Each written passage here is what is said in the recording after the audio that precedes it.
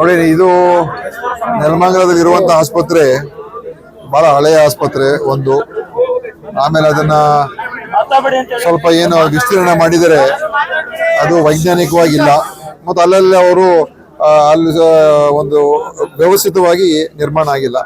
ಯಾಕಂತ ಹೇಳಿದ್ರೆ ಇದು ಮೊದಲು ಕಟ್ಟಿದಾಗ ಚಿಕ್ಕ ಆಸ್ಪತ್ರೆ ಆಗಿತ್ತು, ಮತ್ತೆ ಇನ್ನು ಸ್ವಲ್ಪ ಸೇರಿಸ್ಕೊಂಡಿದ್ದಾರೆ ಅದಕ್ಕೆ ಒಂದು ಸಿಸ್ಟಮ್ ಇಲ್ಲ, ಮತ್ತು ಬಹಳ ಇಕ್ಕಟ್ಟಿನ ಪರಿಸ್ಥಿತಿ, ಮತ್ತು ಬಹಳ ಒಳಗಡೆ ಹೋದ್ರೆ ಎಲ್ಲಿ ಏನಿದೆ ಅಂತ ಕೂಡ ಗೊತ್ತಾಗೋದಿಲ್ಲ ಸರಿಯಾಗಿ. ಅದಕ್ಕೇನೆ ನಾವು ಮತ್ತು ನಮ್ಮ ಶಾಸಕರು ಸರ್ಕಾರ ಬಂದಿದ ತಕ್ಷಣ ಈ ತರ ಪರಿಸ್ಥಿತಿ ಇದೆ ಶ್ರೀನಿವಾಸ್ ಅವರು ಹೇಳಿದ್ರು.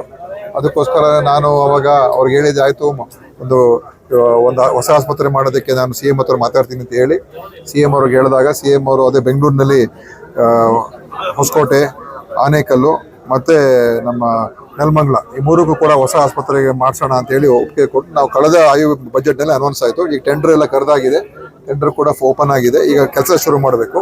ಅದಕ್ಕೋಸ್ಕರ ಈ ಆಸ್ಪತ್ರೆ ಇಲ್ಲೇ ಏನಾದ್ರು ಮಾಡೋಕ್ಕಾಗುತ್ತಾ ಅಂತ ನೋಡೋಕೆ ಬಂದೆ ನಾನು MLA ಜೊತೆ. ಆದರೆ ಇಲ್ಲಿ ಬಹುಶಃ ನಿರ್ಮಾಣ ಮಾಡೋಕೆ ಆಗೋದಿಲ್ಲ. ಅದಕ್ಕೆ ಇನ್ನೊಂದು ಪರ್ಯಾಯವಾದ ಜಾಗವನ್ನು ಕೂಡ ನೋಡೋಕೆ ಹೋಗ್ತಾ ಇದ್ದೀನಿ. ನೋಡ್ಕೊಂಡ ನಂತರ ತೀರ್ಮಾನ ಆಗಿದ ತಕ್ಷಣನೇ ನಾವು ಬಹುಶಃ ಈ ತಿಂಗಳು ಬರೋ ತಿಂಗಳೇ ನಾವು ಒಂದು ಗುದ್ಲಿ ಪೂಜೆ ಮಾಡಿ ಹೊಸ ಒಂದು ಸುಸಜ್ಜಿತವಾದಂಥ 100 ಬೆಡ್ಡಿನ ಸುಮಾರು 35 ಕೋಟಿ ಇಲ್ಲ, ಒಟ್ಟು 42 ಕೋಟಿ ಆಗ್ತದೆಲ್ಲ. 40 ಎಕ್ವಿಪ್ಮೆಂಟು ಅದೆಲ್ಲ ಸೇರಿ 40 ಕೋಟಿ ರೂಪಾಯಿ ವೆಚ್ಚದಲ್ಲಿ ನಾವು ಇಲ್ಲಿ ಒಂದು ಆಸ್ಪತ್ರೆಯನ್ನು ಹೊಸದಾಗಿ ನಾವು ಕಟ್ಸ್ಕೊಡ್ತೀವಿ. ಮತ್ತು ಅಲ್ಲಿವರೆಗೂ ಈ ಆಸ್ಪತ್ರೆ ಇರ್ತದೆ. ಆಮೇಲೆ ಅದನ್ನು ಸ್ಥಳಾಂತರ ಮಾಡಿ ಇದನ್ನ ಯಾವ ರೀತಿ ಮುಂದೆ ಉಪಯೋಗಿಸ್ಕೋಬೇಕು ಅದರ ಬಗ್ಗೆನೂ ಕೂಡ ಆಮೇಲೆ ನಾವು ಅದನ್ನು ಯೋಚನೆ ಮಾಡ್ತೀವಿ.